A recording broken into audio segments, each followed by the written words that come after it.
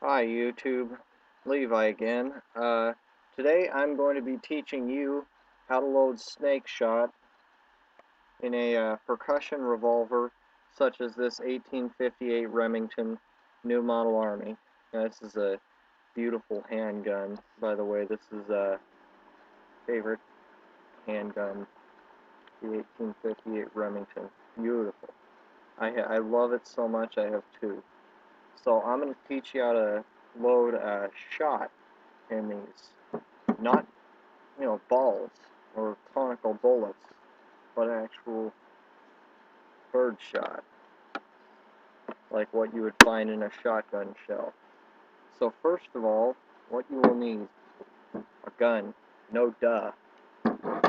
Two, shot. Three, powder. Wads. These are cut from a milk carton right here, and I put these underneath the shot and then over the shot, and the tension keeps them in. And optional is some glue. So if you're heading out to snake territory with your 5.5 inch Remington in your pocket holster, what are you going to do? You don't want a shot coming out and the wad's working loose and filling your flap holster with shot, so you're going to need to glue those wads in place. You can put a layer of glue over them, or whatever you like. Optional is you can use a short starter, 45 caliber, but I use this for my 50, to push the wads into place.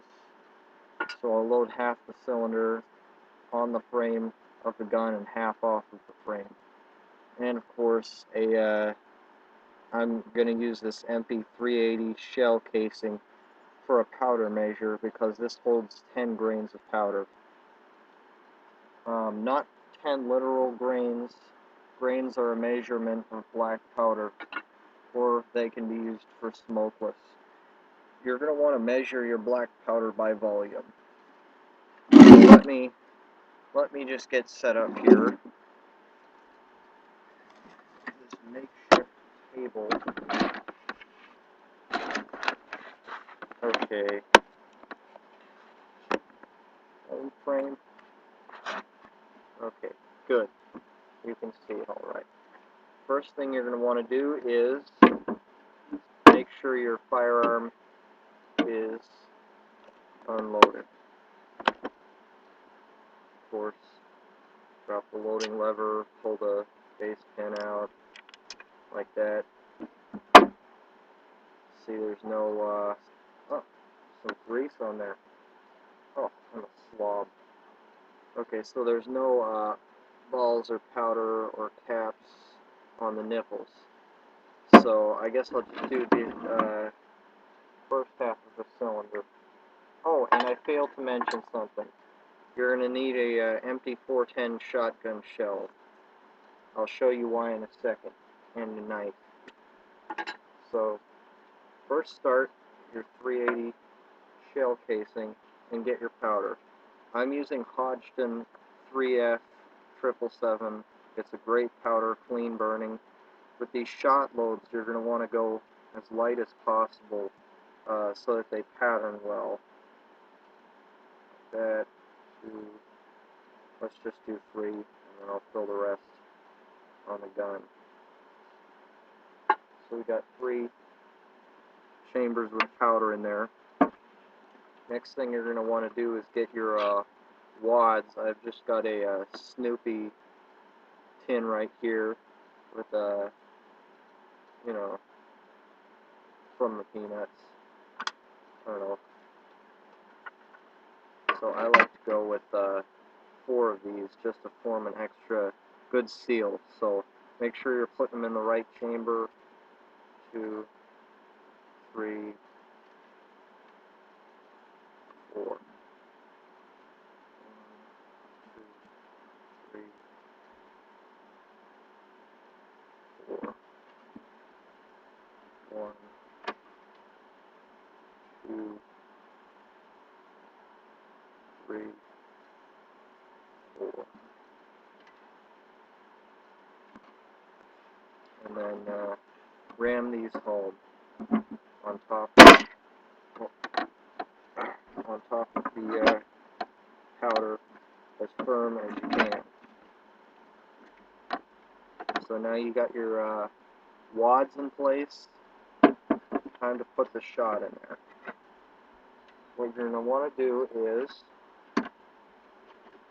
to figure out how much shot you should put in there.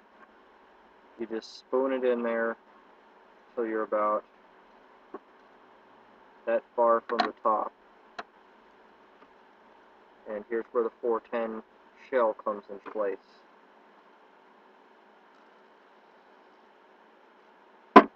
See where it is. My knife. This is a Spyderco Endura, by the way. This is a great knife.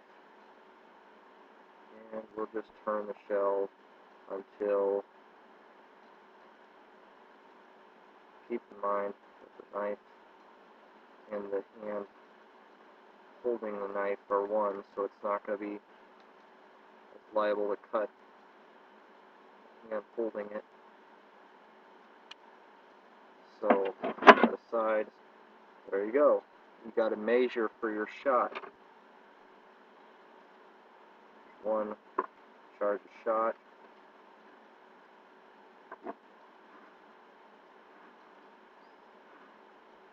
You can also load buckshot. I'm using a 22 caliber buckshot for this purpose. They actually carry quite some energy to them. So what I like to do is put it in here, put it on the gun. So we got our wads holding the shot in place. And this one is not. Oh, that's the loading lever for the base pin was creeping a little bit on me. So move it so that the chamber with the shot is right underneath the loading lever, and we're just going to compress it a little bit.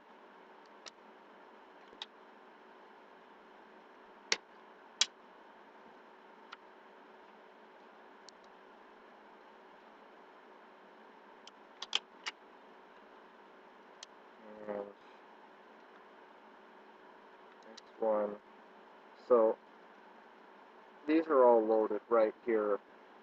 Obviously the last step would be to put some grease over them, but I'm not wanting the grease to seep into the chambers and mess this up. So what we're going to do right now is we're just going to fill the rest of the chambers, and I'll show you how to do it on the gun. You're going to want to pour your powder in. One, measure, oh, it's going a little bit. 2,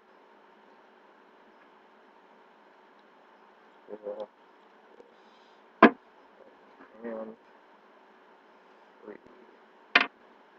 Very good. Wads. Let me just do this in frame here. 1, 2, 3, 4. 1, 2. Looks like I'm going to have to rotate this.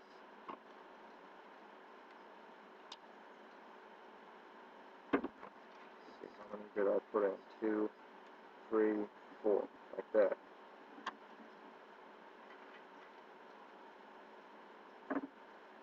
One, two, three, and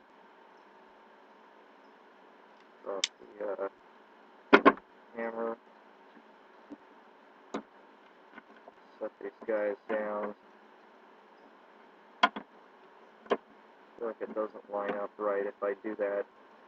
It's the same way with my Pieta, so chamber.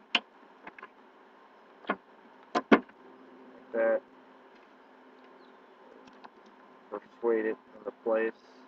What I like to do is use the shell like this.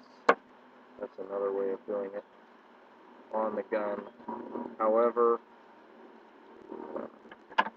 rotate it like that. Sorry, I haven't done this in a while. So we've got our shot loads in place. My computer screen keeps going into sleep mode, and of course we will want to make sure our crap. I'm just fumbling with this today. I'm sorry, you guys. So we're going to have to make sure it's down there. Measure shot, pour it in there, all the way up to the top. And of course, I would do this on the other side. I haven't had any coffee today, so I'm a complete train wreck. And of course, we would pour the rest in. And just keep working it. So we'll do this one. Wait. That.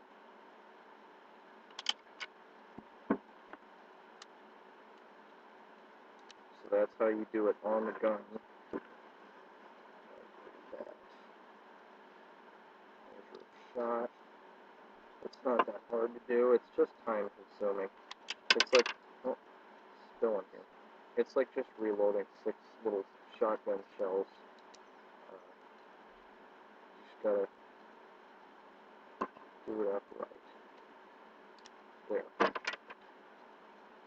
on top.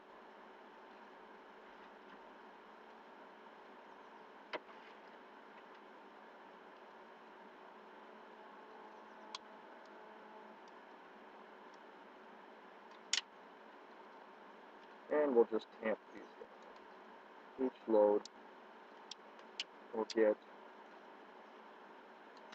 fully tamped. Like this. So now we're ready. We got our shot loads in there. And then what I like to do afterward, if I'm at the range, I just slather some thick grease on there or some beeswax. Of course, we cap it, but I'm not ready to fire yet. I'm not storing this for home defense. So what we're going to do is just put some glue over the wads, the little Elmers, to keep it in place. And what this does is it'll help the pressure build inside the cylinder, or I'm sorry, the chamber would be the correct term. And there you have it. So wipe off the excess, let this dry, and you can carry this in your revolver. It's snake medicine. So what kind of shot works best? Well, I'm using a 7.5.